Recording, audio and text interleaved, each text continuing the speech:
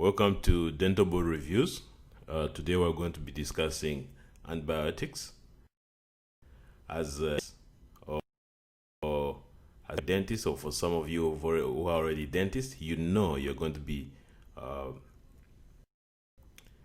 patients with odontogenic infections. So you have to know the types of antibiotics you can use for different types of patients, okay, or different types of infections. So we'll go ahead and start reviewing. Okay. All right. So what we're going to discuss today is the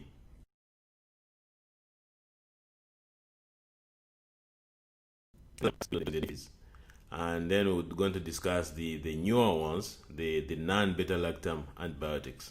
Okay. All right. So beta-lactam antibiotics. So the mechanism of action is that they attach to penicillin binding proteins in a cell wall, or sorry, not cell wall, but a cell membrane. Okay, and when they do bind to the cell membrane, they interfere with the peptide chain.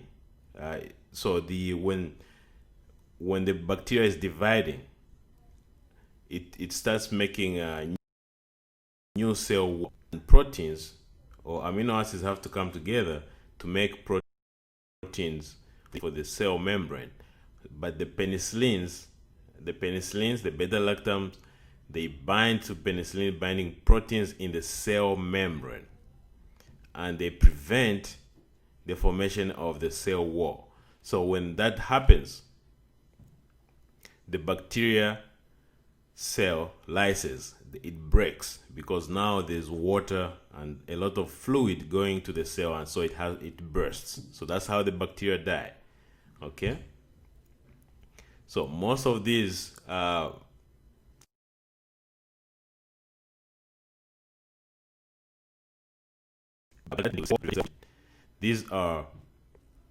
bactericidal. Okay, and some of the beta-lactam antibiotics, you have the penicillins, and you have cephalosporins, and you have carbapenems. Okay, and we do have a diagram here which shows the mechanism of action. You have the bacterium here, and you can see the chromosome inside the bacterium, and this is a cross-link. This is a cross-section of the bacterial cell wall and membrane, and you can see the cell wall and the membrane of the bacteria is traversed by penicillin binding proteins. Okay, and you break further the cell membrane, you can see that the peptidoglycans, which they close link with the bacterial cell membrane. Okay, cell wall and the membrane. The close linking of the bacterial cell wall peptidoglycan. So therefore, it leads to bactericidal effects. Bactericidal meaning the bacteria dies.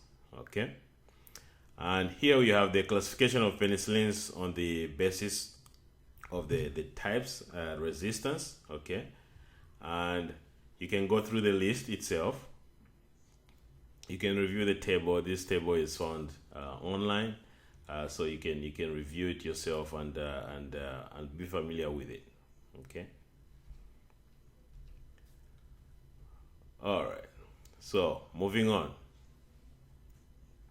So beta-lactam antibiotics. Let's talk about the penicillin. Okay.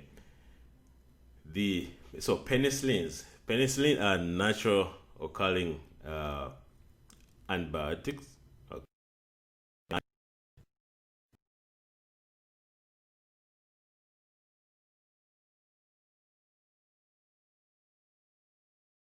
Streptococcus species, and also very effective at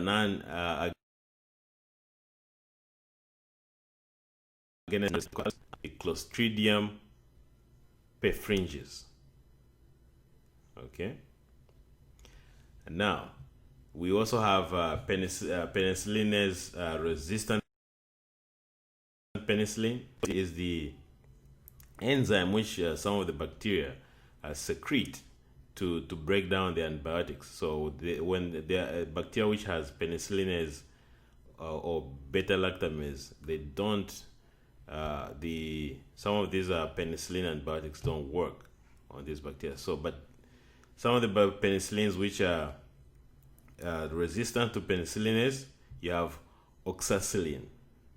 Okay, oxacillin or oxacillin and nafcillin are very good, very effective against methicillin sensitive Staphylococcus aureus. Okay, and as this is not MRSA, where you're methicillin resistant Staph aureus. I'm talking about methicillin sensitive Staph aureus. So this is the oxacillin and nafcillin are going to be very effective against that, and also they're very effective against Streptococcus species also.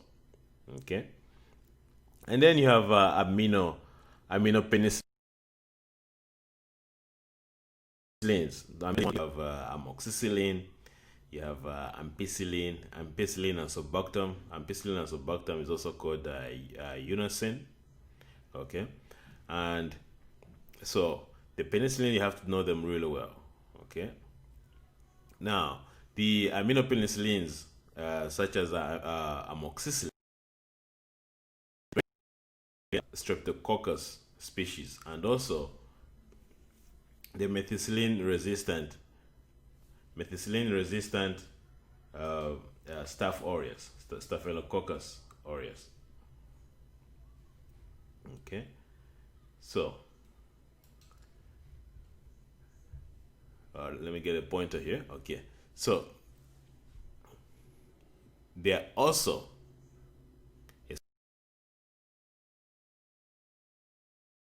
especially the Iphicalis. Remember, in Iphicalis, most of the recurrent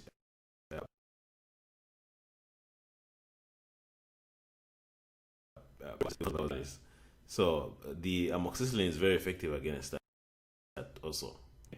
Enterococcus faecalis bacteria, and also is very it's a amoxicillin itself for the oral cavity. It's also it has a broad spectrum for the oral cavity. Okay, now when you add the beta-lactamase inhibitors, so beta-lactamase, so ampicillin is a penicillin bactam, is it inhibits the beta-lactamase. Beta-lactamase, again, is an enzyme which is produced by some of the bacteria to break down the beta-lactam ring of penicillins. So the penicillins are not effective. So to prevent that enzyme from working, some of the antibiotics, you add the inhibitor, the sulbactam, or also, okay. So when you add that, the activity against bacteria is extended. So the ampicillin negative bacilli and also bacteroids. Okay. Now, so is resistant, and E. coli is resistant. Okay. So E. coli is the resistance is rising, so which is the reason you find now they're making different types of antibiotics to fight this resistance. Okay, and then penicillins. These are piperacillin. Okay, piperacillin and tazobactam. Another, the brand name is Zosyn. Okay, these are given IV. Okay, so these are given IV. So these are IV medications, these two, and they are very effective antibiotics for UTI of bacteria or infections where you're concerned that Pseudomonas is one of the culprits. You can give the Piperacillin and Tazobactam.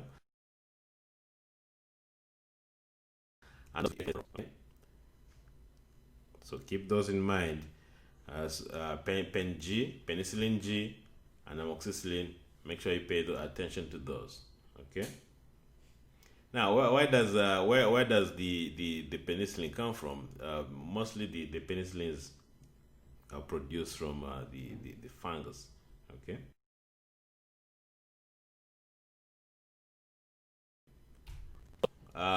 Precautions for penicillins. Okay, so you need to be very careful when the patient says, "I'm allergic to penicillin." Make sure that you start thinking of alternative antibiotics. Okay, so there are some patients who have high sensitivity, hypersensitivity to penicillin, and also in patients who have fluid and electrolyte imbalances, meaning it can be very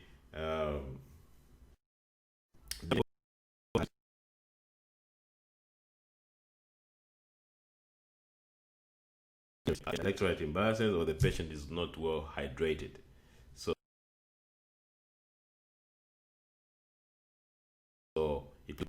because most of these are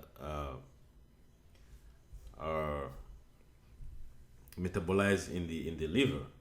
Okay, so they can patients with pre-existing hepatic diseases should be very cautious. Okay, in terms of dosing, and also mothers who are breastfeeding. Okay, also you should use penicillin cautiously in patients who have Carbapenem hypersensitivity. Remember, Carbapenems are also beta-lactam antibiotics. So if the Carbapenem and also Cephalosporin, they are all beta-lactam antibiotics. So if they have hypersensitivity to penicillin, you may want to check whether they are going to have hypersensitivity to Carbapenems or Cephalosporins. Okay. So patients with allergies or allergic conditions, including asthma, eczema, hives, or hay fever, may have greater risk of hypersensitivity reaction to penicillin. Okay, so pay attention to those. And patients with fluid and electrolyte imbalances, as I mentioned, and those who are particularly sensitive to sodium intake. Okay, such as patients with heart failure or hypertension. The amount of sodium, because of this penicillin, for example, penicillin V, okay, comes in either with comes with sodium or comes with potassium. So because those antibiotics can have sodium, potassium, you have to be very careful in patients with heart failure or patients with high blood pressure, hypertension. Okay, so. And hepatotoxicity. Hepatotoxicity also has been associated with oxacillin. So oxacillin should be used cautiously in patients who have hepatic disease. Okay, so as a dentist, you should be very aware that antibiotics associated colitis, inflammation of the colon, okay, has been observed, and so that you have to be very careful, and usually occurs over 2 months or more following discontinuation of systemic antibiotics. Okay, which is the reason you have to be very careful when you give antibiotics to patients for long term. your task is to make sure that you know when the patient says I'm allergic to something, make sure you take a proper history. What kind of allergies? What happens when you take these? And some of them usually have discovered that they were allergic to penicillin when they were babies, and the parents passed along that information. So they may not know actually their reaction because they have avoided all those medications for a long time. Sometimes there is an allergy test that you can do. For example, a patient who has an infection and you know the antibiotics which is going to help them is the type of antibiotics that the patient says they are hypersensitive to. There's the allergy test that you can, if they don't know what kind of reaction they get, you can do an allergy test if that antibiotics is necessary for them. Okay. However, in dental offices, most of them you're going to have, for most of odontogenic infections, of amoxicillin, some of the cephalosporins. Okay. All right. And so you have to be careful. So penicillin can cause diarrhea. Okay. Due to disruption of the gastrointestinal flora, and also can lead to candidiasis. Okay, so yeah, remember the oral cavity check the fungus, and the fungus check the bacteria. So when you kill the bacteria, now there's overgrowth of the fungus, so it can lead to candidiasis. Also, penicillin can lead to skin rash in breastfeeding infants. Okay, unless the infant is allergic to penicillin, breastfeeding is generally safe during maternal penicillin therapy.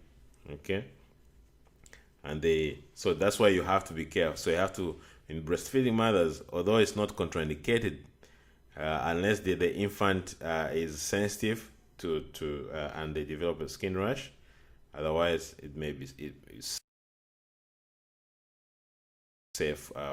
So again, unless the infant is allergic to penicillin, breastfeeding is generally safe during maternal penicillin therapy.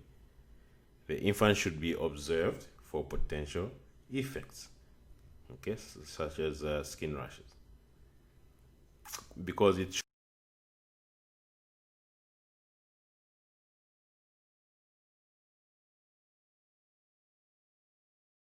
shows up. So cephalosporins, okay, so cephalosporins are classified into 5 generations. Okay, first generation, second generation, third generation, and your fourth and fifth. Okay,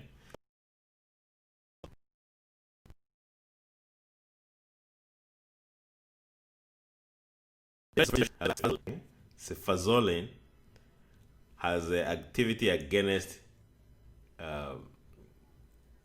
aerobic gram-positive cocci. Okay, and it has activity against also methicillin-resistant Staph aureus and Streptococcus species. They also have activity against E. coli and Klebsiella and Proteus mirabilis. So, if a patient is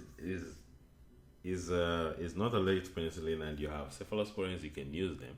Okay, because they have almost similar spectrum, but that's the first generation. The second generation, such as cephalosporin, okay, it has increased aerobic gram-negative activity. So the first generation has high activity against gram-positives. So this first generation has activity against gram-positive cocci.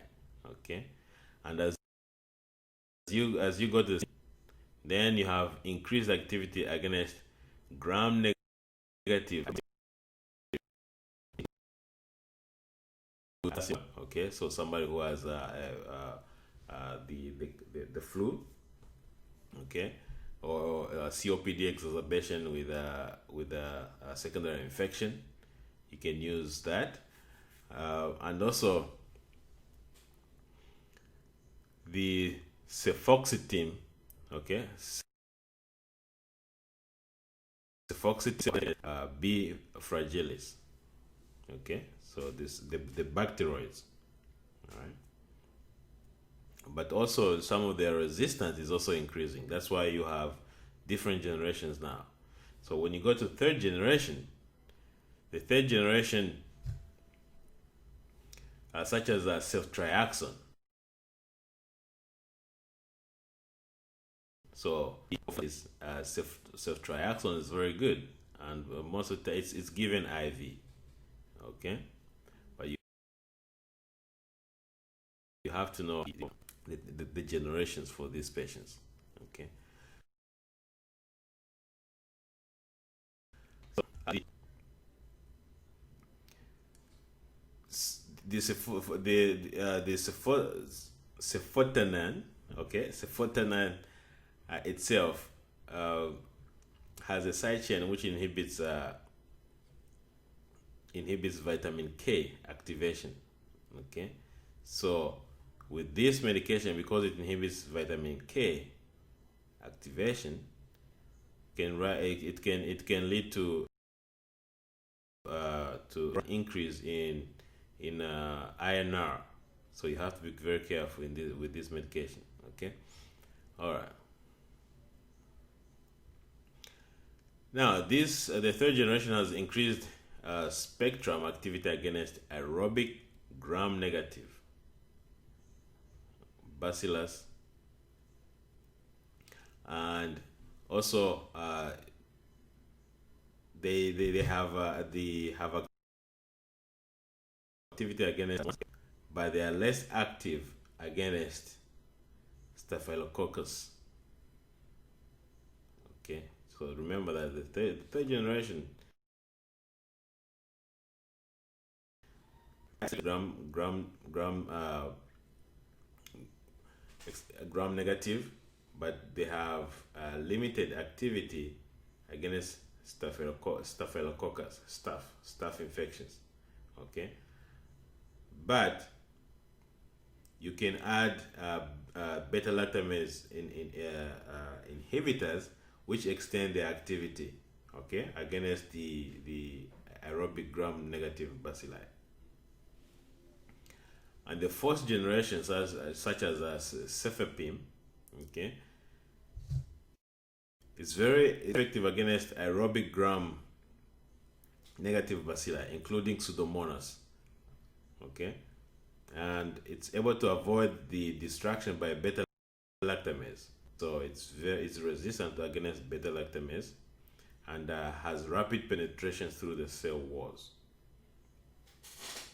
Now, when it comes to the fifth generation, okay, the fifth generation has a broad spectrum activity, including activity against MRSA. To give them the fifth generation cephalosporin, MRSA, methicillin resistant Staph aureus, and also has activity against aerobic gram bacilli and active against Pseudomonas. So if yes, you can look at this slide here, but we've discussed a lot, so you have to make sure that you're taking also some notes. Okay.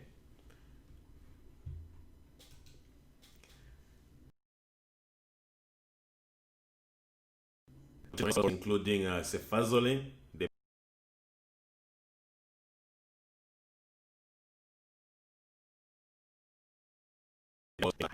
meaning they have decreased thrombin. Remember, thrombin is necessary for clotting, and they have the potential to cause bleeding. Okay, so make sure you remember that. And cephalosporin, which contain the N-meth side chain, okay, they have been associated with an increased risk of bleeding. All right. So, as we mentioned, they inhibit. Some of them they inhibit vitamin K. So you have to be very cautious in patients who have coagulopathy or they have a deficiency in vitamin K. Since this it can lead to increase in INR and bleeding.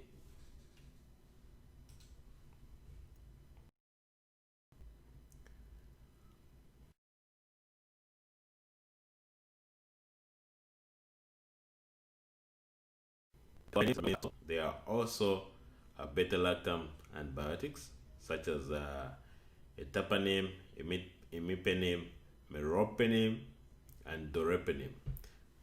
I like Meropenem because it has activity for some of the oral flora, and it can be given once a day.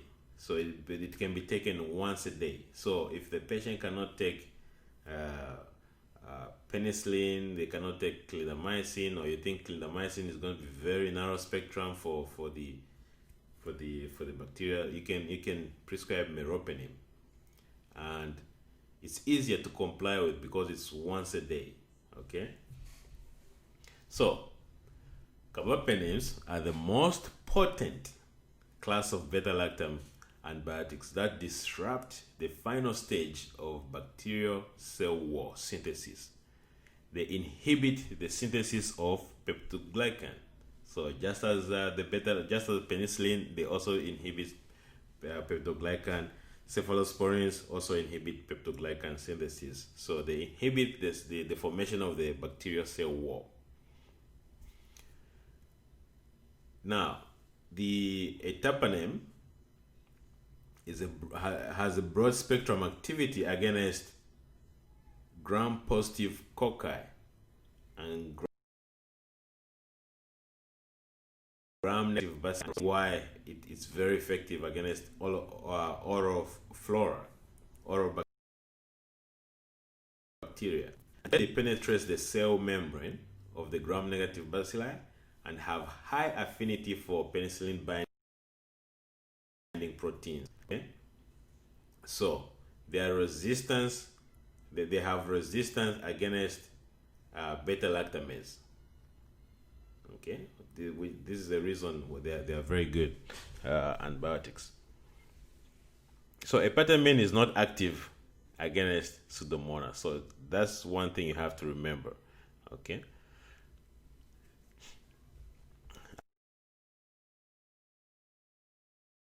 And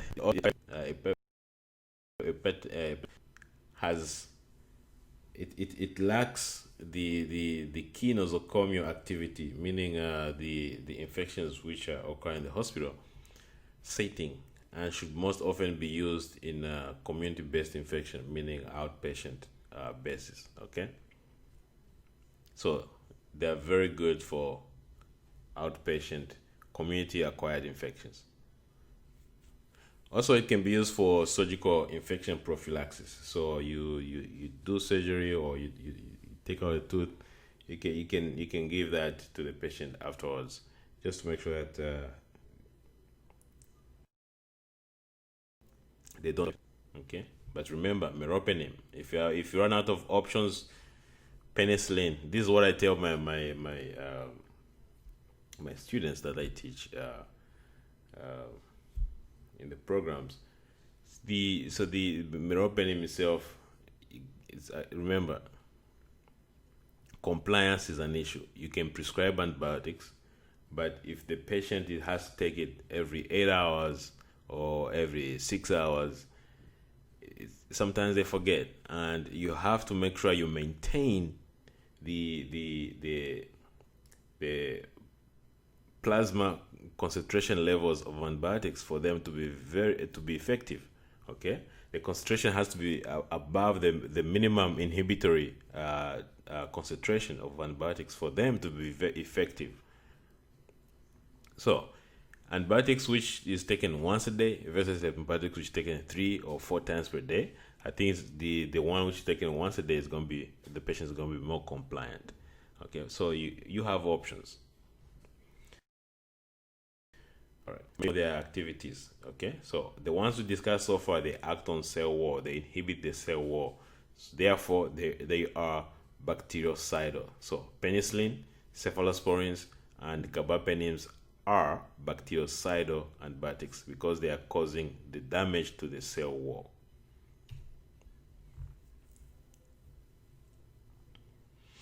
And the precautions you have to take is that they can cause, the carbapenems can cause elevation in hepatic enzyme, liver enzymes. Okay, they can cause nausea.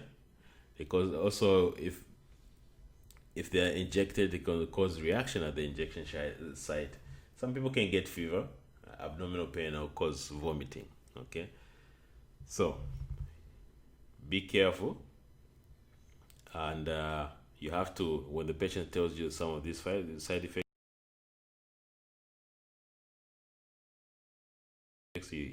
these antibiotics for any kind of medication that you prescribe to the patient reports side effects, you need to start looking into discontinuing or an alternative medication for that.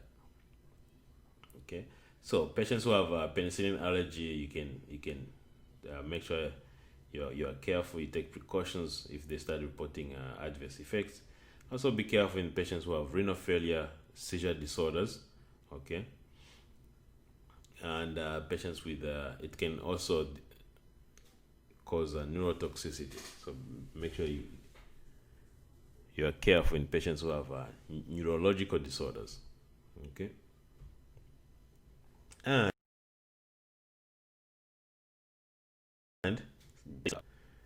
clindamycin, penicillin causes Pseudomonas colitis, but most the antibiotics which are culprits is the clindamycin, and the carbapenems also can cause colitis. Okay.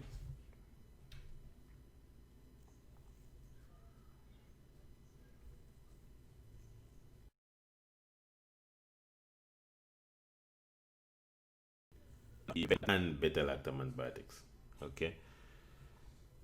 So non-Beta-Lactam antibiotics, we have glycopeptides, you have polymyxins,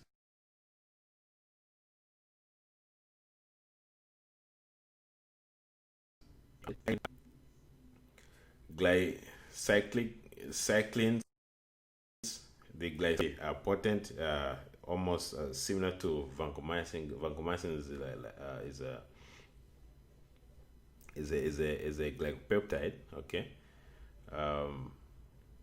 and the macrolides, and also we're going to discuss nitroimidazole, such as metronidazole or flagyl, fluoroquinolones, and sulfonamides. Okay.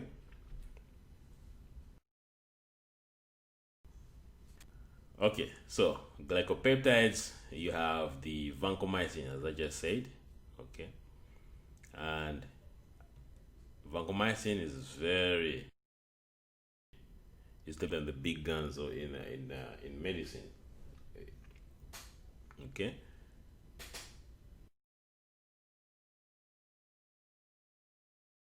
The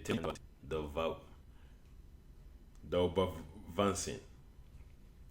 So vancomycin itself is obtained,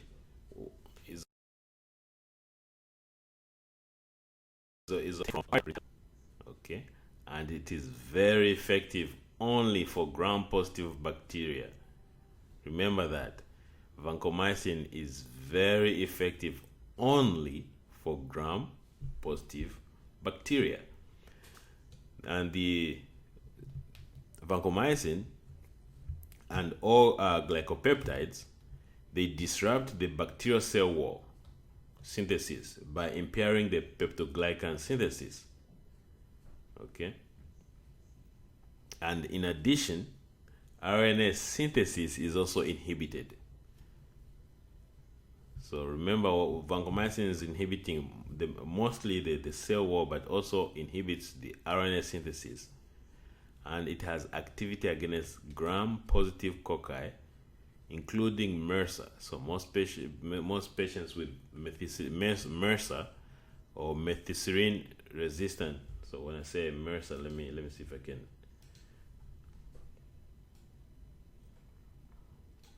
MR.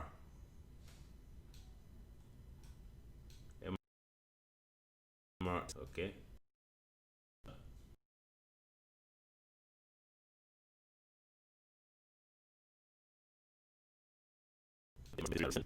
So for patients who have that kind of infection, vancomycin is very good for that. Okay.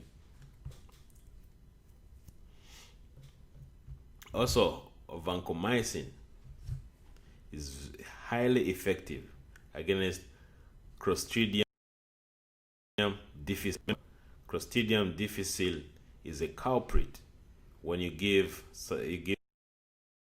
vancomycin, which can cause Clostridia difficile to proliferate, to grow. Okay, you can give vancomycin, because vancomycin, and you don't give now. You should not give if patient has Clostridia difficile colitis because of Clostridia difficile. You cannot give the vancomycin IV. It's not going to be effective because the bacteria is in the stomach. So you have to give it PO or oral.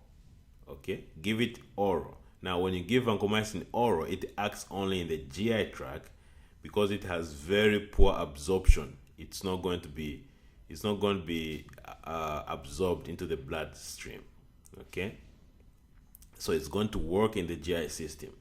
So remember that if you give clindamycin and patient starts complaining of diarrhea, switch them to vancomycin. It used to be that metronidazole was the first line for Clostridium difficile.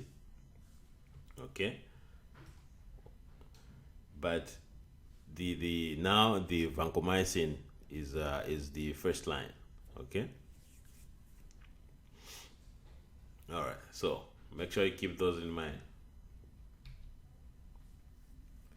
All right. So the precautions you have to take. So vancomycin should be used with caution in patients with most of these medications. You have to make sure that patient has good kidney function, and also they are well hydrated, or you can encourage them to hydrate. And because vancomycin itself, it can accumulate, and therefore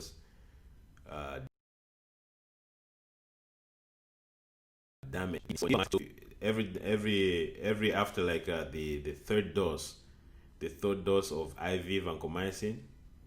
So remember, for renal impairment, you are only concerned if you are giving it IV. I just told you that the vancomycin oral is not absorbed in the kidneys. However, if you are giving it IV, before you give the fourth dose, so after the third dose, you're supposed to check what's called vancomycin trough levels, therapeutic range.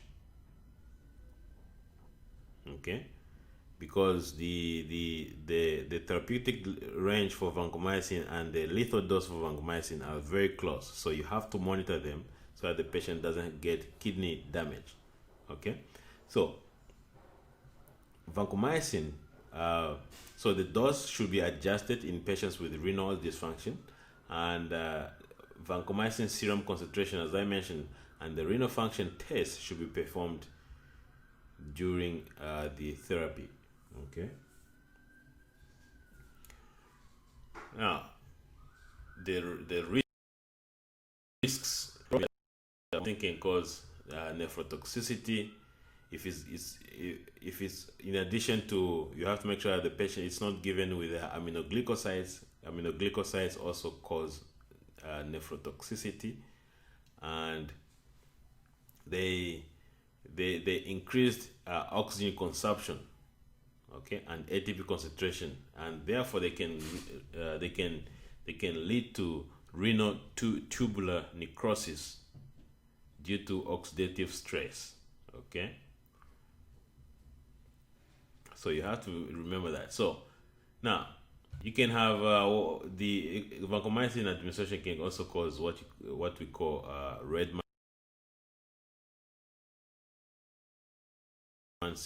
One is given IV, okay, for a period of at least 60 minutes.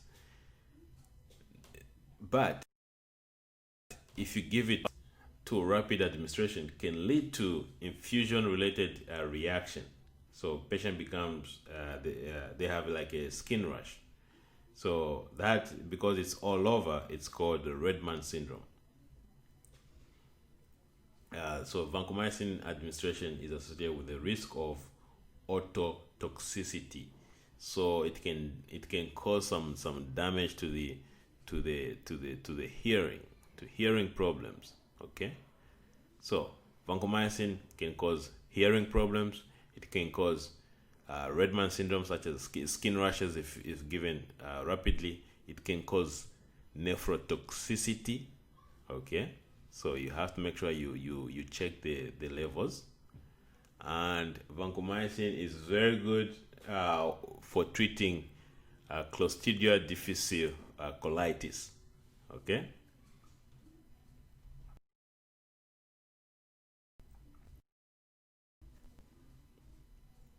And then you have polymyxins. Polymyxins rarely use antibiotics, but mostly they are used as topical antibiotics.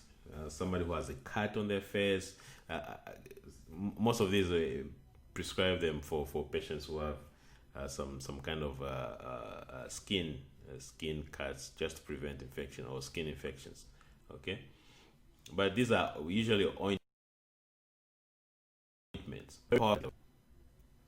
Okay, and so the polymyxins, they are cationic peptides that act as a detergent to disrupt the bacterial cell wall membrane, and they come from a strain of Bacillus polymyxa, and you have several polymyxins bacilli. However, their activity is limited to gram-negative bacteria, and they have activity against bacteria, and they have activity against Pseudomonas also. The vaccine B is rarely used systemically for toxicity and neurotoxicity. So these are only mostly topical antibiotics. The one, when you go to pharmacy, you ask for Neosporin. Okay, this is the one you get. These are polymyxins. Okay.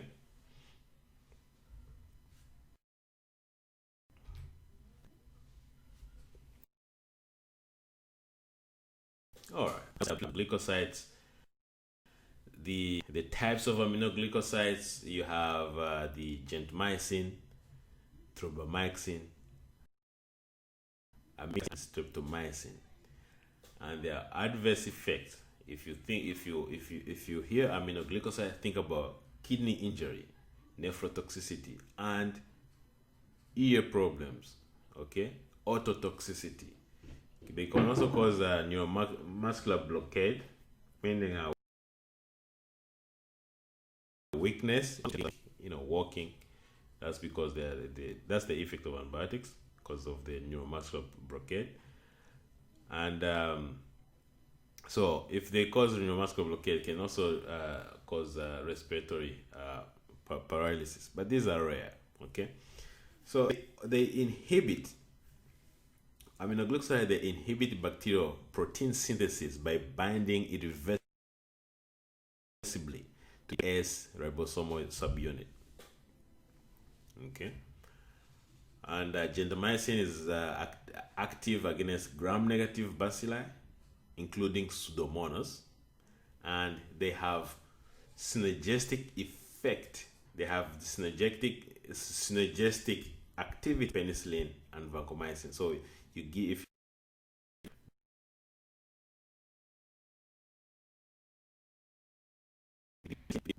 they're going to have a synergistic effect. Okay, against enterococcus and staph.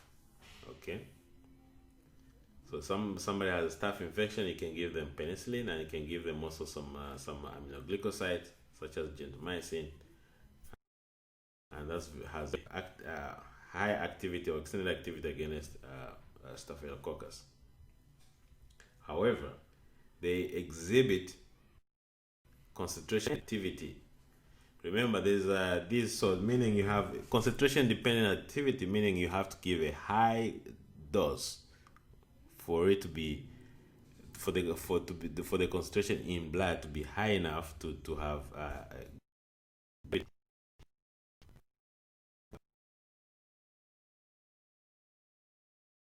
if it's time dependent activity, so you have to make sure that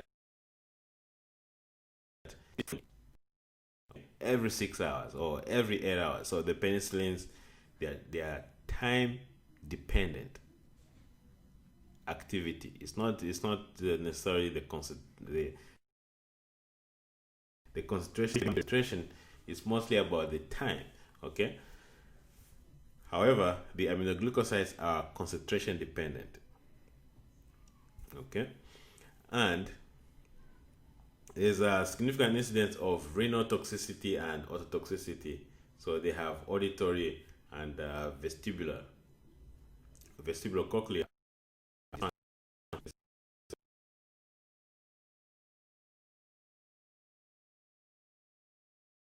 Okay, dosing.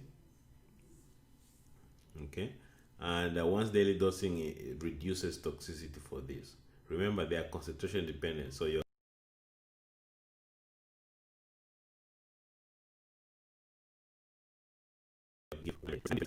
per day. Okay, all right. So, and if you give aminoglycosides, you have to limit the usage to 5 days to reduce any toxicity. Now, contraindication: that's highly sensitive to aminoglycosides. Make sure you don't give gentamicin. Okay.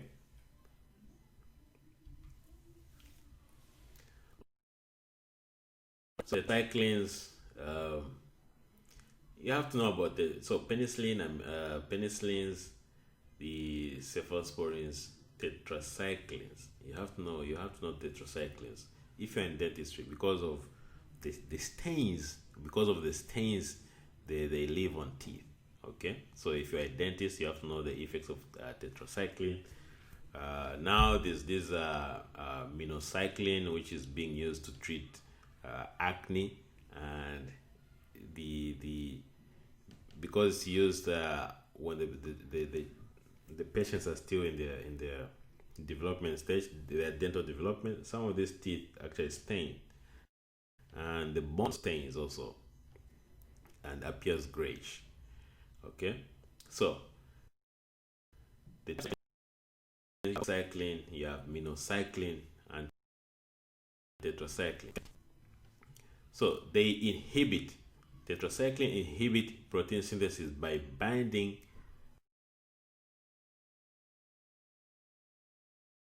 to the okay, tetracycline. So remember, we said this one, aminoglycosides, they also bind the 30S subunit. Tetracyclines also bind the 30S subunit. So tetracycline is a semi-synthetic antibiotic, which comes from chlorotetracycline. Okay, and they come from this bacteria, Streptomyces. Okay, so most of these antibiotics, if they are natural or semi-synthetic, they are coming from fungus. Okay, because the fungus, they protect themselves against bacteria. Okay, so they have activity against Staphylococcus. They have activity against MRSA, and they have variable activity against VRE and Streptococcus. Okay, so this is Enterococcus. So Enterococcus species, which are very resistant, very hard to treat, and these are on the rise. Okay, so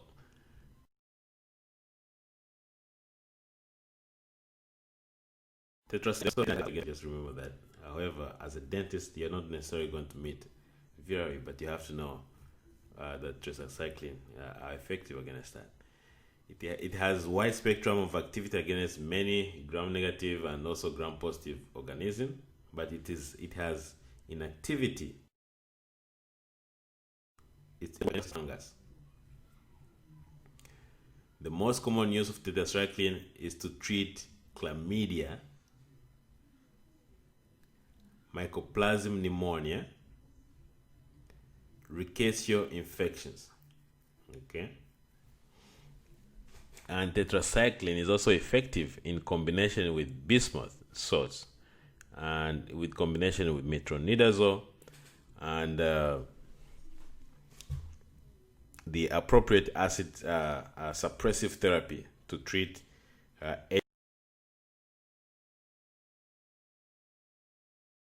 H. pylori. So, treat H. pylori is very effective. The issue is that, as I said, the staining of teeth. You can have also, in addition to that, you can have photosensitivity. Okay, so photosensitivity is a risk for tetracycline therapy and can occur when patients treated with tetracycline are exposed. Okay? And if you see erythema on the skin of your patient, continue the tetracyclines.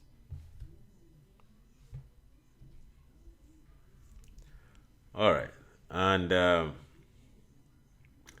now the glycyclines such as tigecycline. These are such as some of the.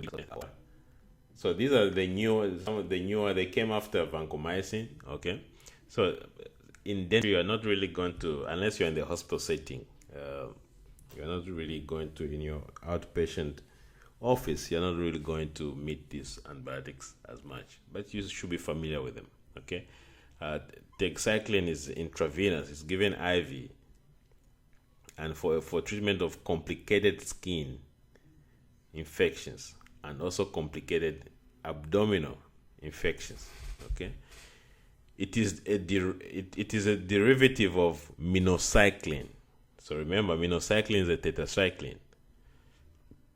So, but from minocycline, they derived this antibiotic, and it's very effective. Okay, against skin infections, abdominal infections, and it was developed to circumvent the resistance mechanism. Okay.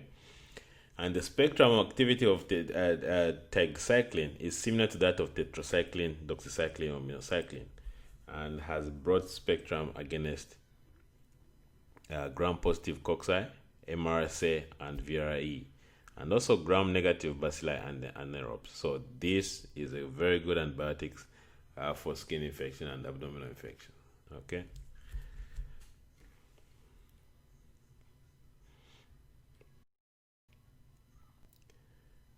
All right.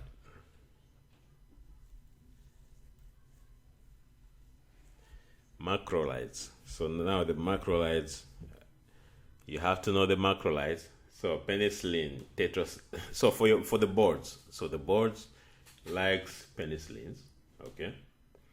The board likes clindamycin. The board likes cephalosporins, not much, but you have to know about the macrolides. Okay, so you have to know when you're studying, you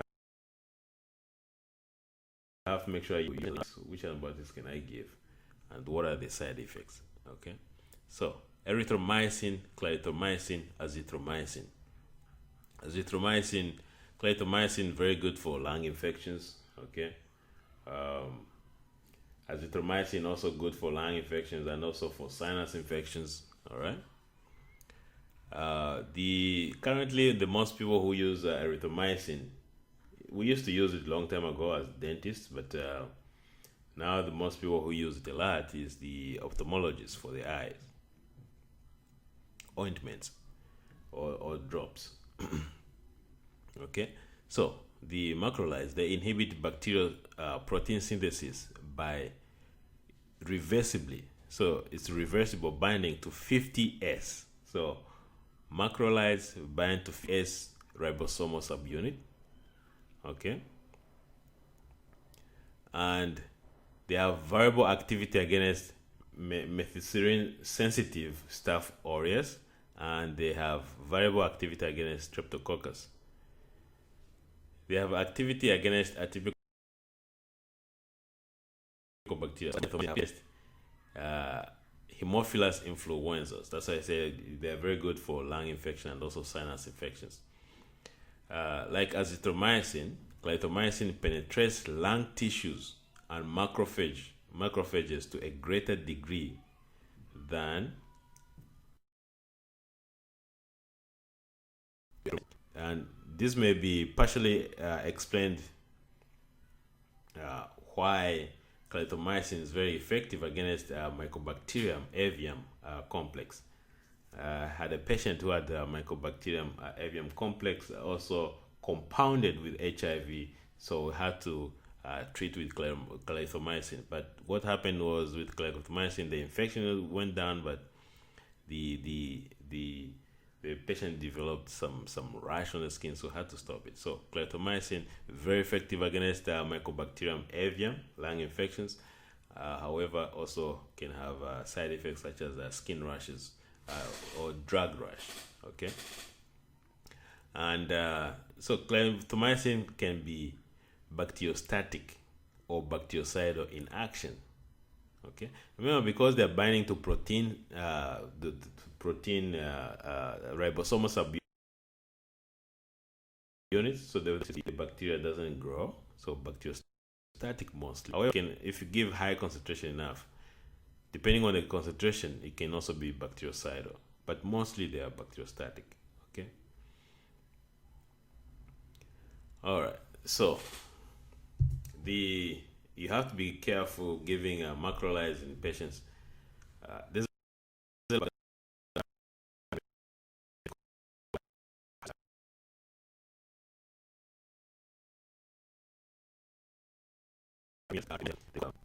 development of QT prolongation. Okay, so arrhythmias also can cause contraindication and precautions. You have to look out for candidiasis, candida growth. As I say, the patient I had so developed candida, and we had to add fungal medications to treat that, and sensitivity. Okay, they can lead to jaundice and myasthenia gravis. Now, clindamycin. What type of antibiotics is clindamycin? I like to ask some of my students to know the clindamycin. Clindamycin is not a macrolide; it's a lincosamide. Okay, it's a lincosamide. So clindamycin, it inhibits the bacterial synthesis. Okay, by reversibly binding the 50S ribosomal subunit. So the macrolides and clindamycin, they bind 50S. Okay. The aminoglycosides and tetracycline, they bind S. Remember that. Let me repeat that. Aminoglycosides and tetracycline, they bind to 30S ribosomal subunits.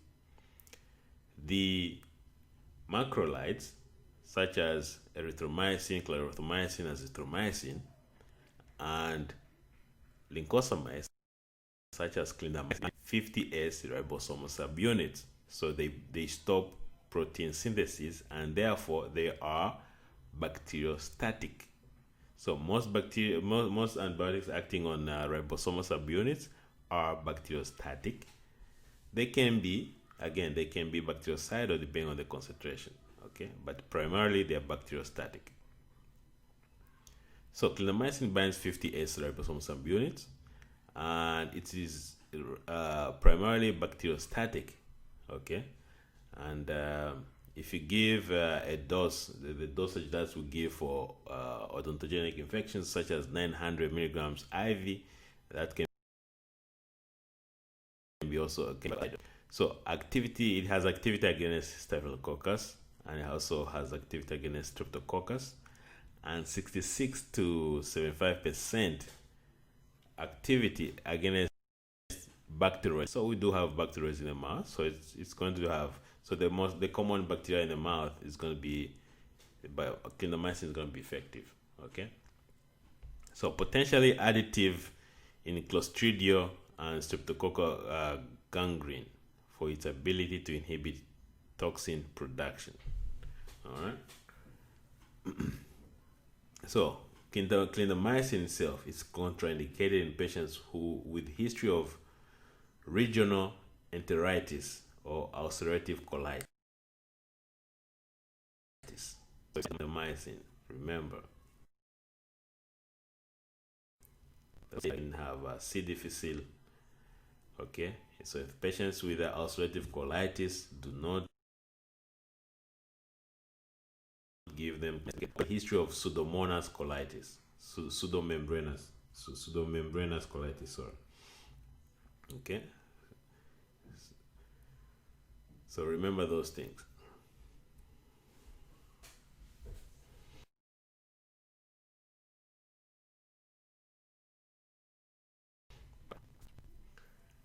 And the fluoroquinolones. Fluoroquinolones are also good for lung infections, UTI. Okay. Also, the few days, and it's not as often. Okay. So the types of fluoroquinolones. So fluoroquinolones, they're interesting. Actually, they came from quinones. Okay. Fluoroquinolones came from quinones.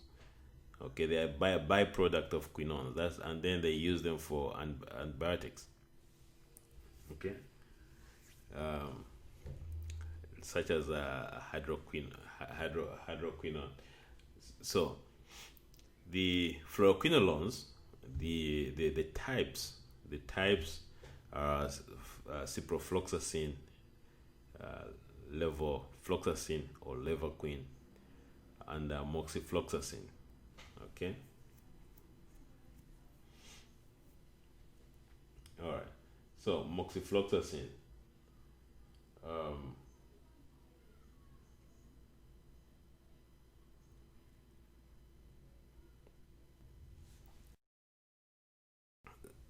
In itself, so it has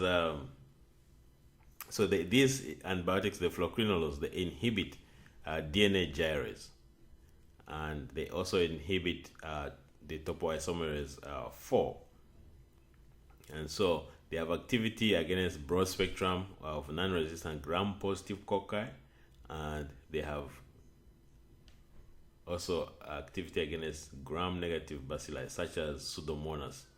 Okay, but moxifloxacin does not have activity against Pseudomonas. However, moxifloxacin has, is also important because it's also found in odontogenic infections such as perioral abscesses. Okay, and these medications are okay. They are concentration dependent and bacterial effect, and they have high bioavailability when they are given orally, and the oral doses are as effective as IV doses because they are readily available. So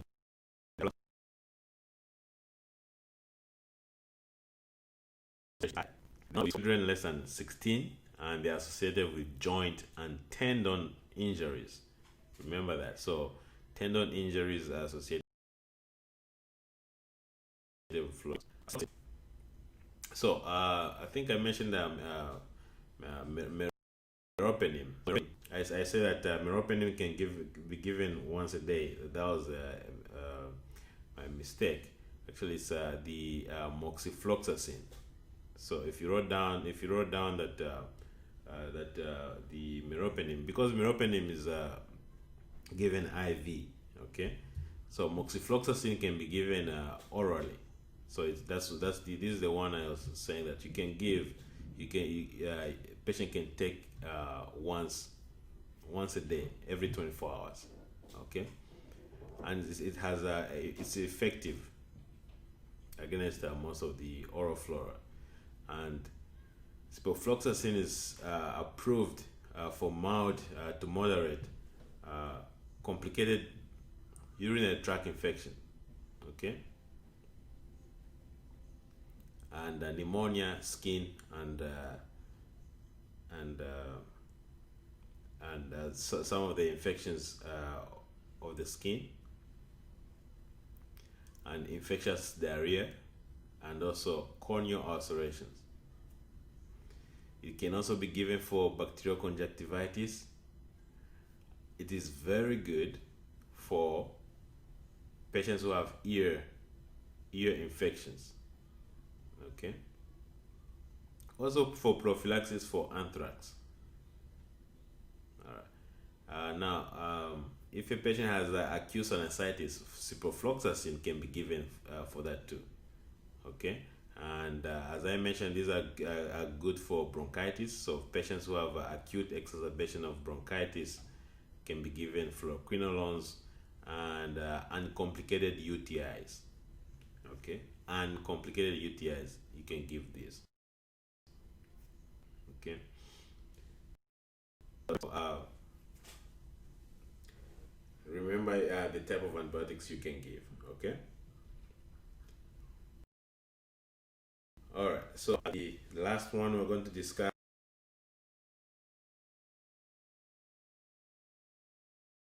for this will be a good foundation for you to know which antibiotics to focus on.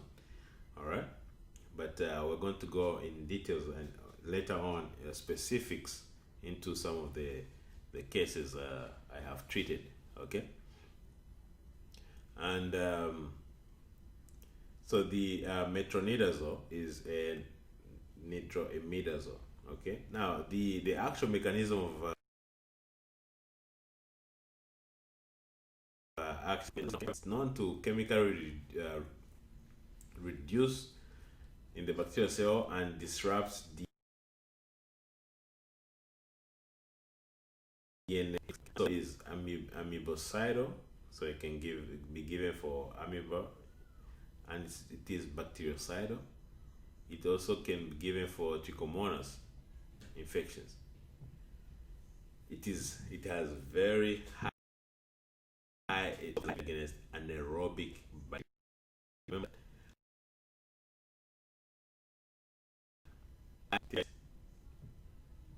anaerobic bacteria. So penicillins are going to be very effective against most of the gram-positive, okay, aerobes, and the most of the odontogenic infections which are progressing quickly, large infections, because of as they progress, you have more anaerobic bacteria. So you can use a combination of penicillin and metronidazole. Okay. So reduced metronidazole and free radicals can interact with DNA, which can lead to inhibition of DNA synthesis and DNA degradation. Okay. Metronidazole, as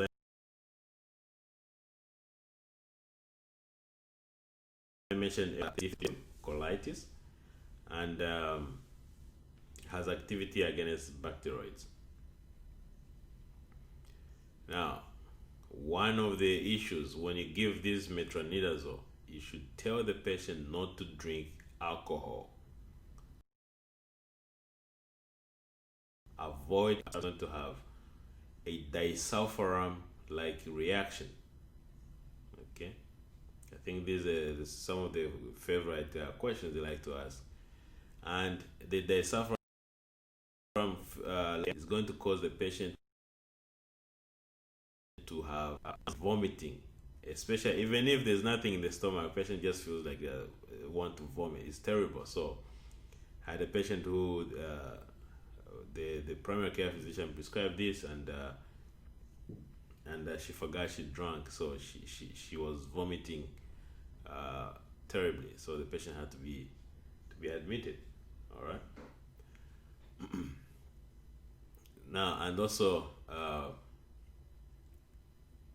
it is one of the most effective drugs against anaerobic bacterial infection. Okay, if you remember anything, remember this.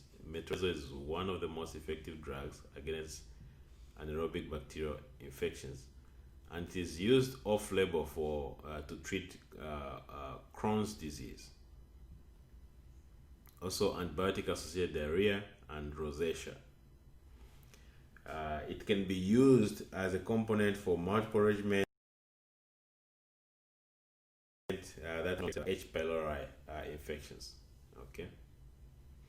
All right. So we're going to end here. So make sure you listen to these, and we're going to post more.